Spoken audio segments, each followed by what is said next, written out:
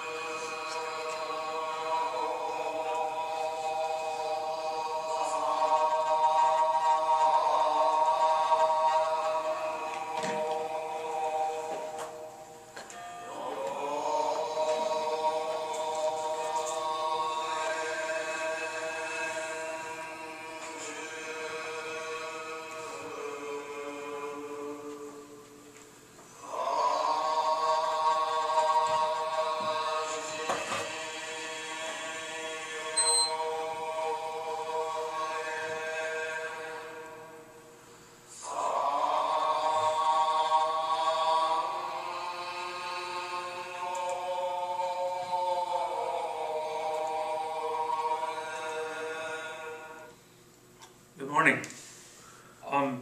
You were listening to a Buddhist chant, and through the past weeks we've been looking to world religions, and we have kind of like worked a lot into Christianity. So today we're going to look into a new religion. This is Buddhism. We're going to have work in a new method called to memorize principles of Buddhism that are important to the religion. So I'm going to start by introducing what Buddhism is, and then we'll go from there to in the activity.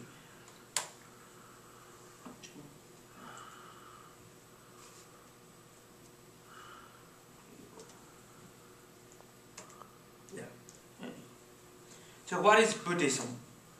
So Buddhism it's a major world religion, or a philosophy. So it's not necessarily it's a form of worship, but it's important to pay attention to its teachings more than the practices, because the philosophy and the teachings will make the Buddhists to live the religion better. So it is the fourth largest religion in the world, and it has 300 million people that are Buddhist. And this religion it's mainly live in the Asian countries. It explains and it focuses on the purpose of life. So that becomes the center point of Buddhism is focusing on life. So it also helps people by providing a way of life that will lead them to happiness. So it's a philosophy, but then also will provide people a way to live. So let's look a little bit of the history of Buddhism. It was studied by Buddha, hence the name, who was a prince in Lumbini 2,400 years ago.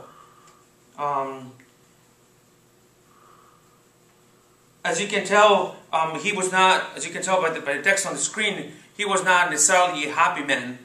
He was a sort of a bitter man, and then out of overcoming that and exploring, he founded Buddhism.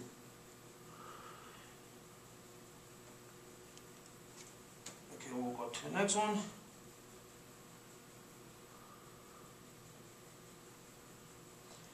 So in his bitterness, and after he got over that, he would try to find a way to happiness. And so Buddhism is one of the main points of it. It's looking for happiness. So what did Buddha teach? He taught Four Noble Truths, which sum up Buddhism religion, and we're going to work on those later on, individually and in groups. He also taught the Noble Eightfold Path, which is in certain, let's say like norms that you have to live by in order to be happy in life.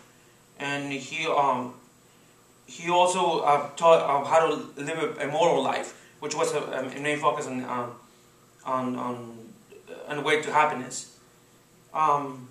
He also taught 5 precepts which are all the 4, the 8, and the 5. They're all just norms and ways of life. So it guides the person, the person that lives the religion through their life and with the goal of happiness. And so the 4 noble truths are,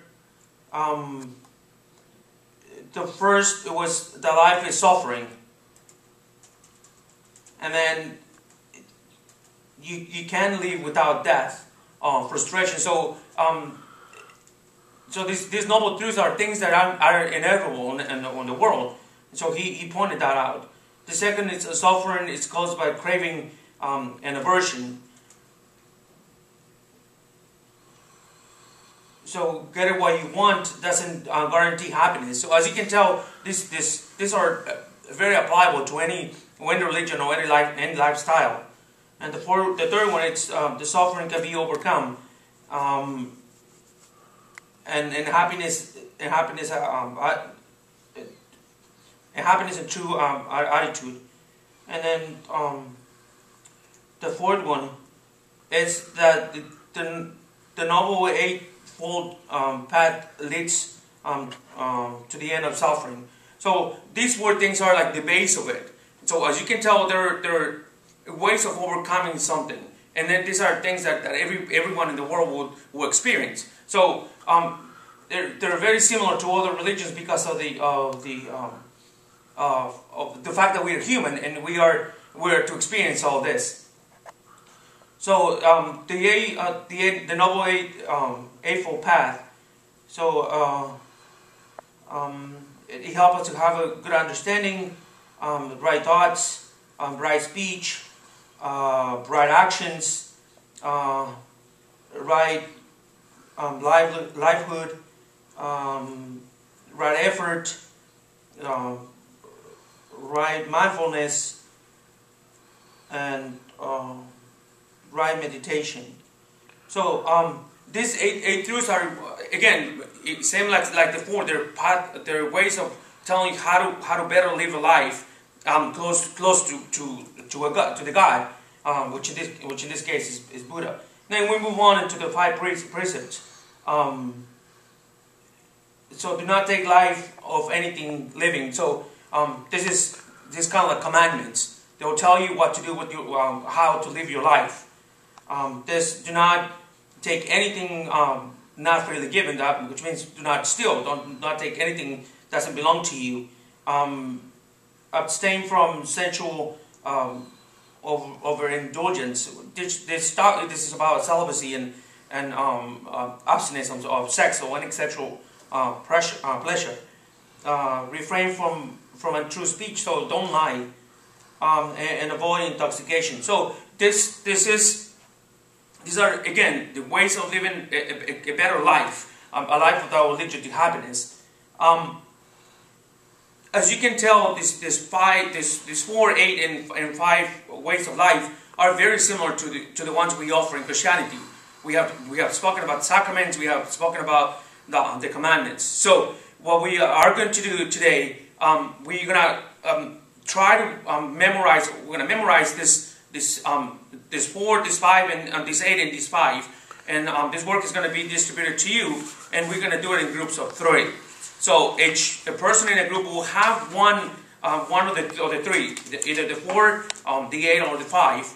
And I'll give you a handout which will have all the information. What you have to do, you have to fill in the blanks, and then after that, you will share the information with your group, and together we will try to memorize these concepts. Think of the sacraments. When we first began the class several months ago, I talked to you about the sacraments. And the sacrament is it's a sign instituted by God.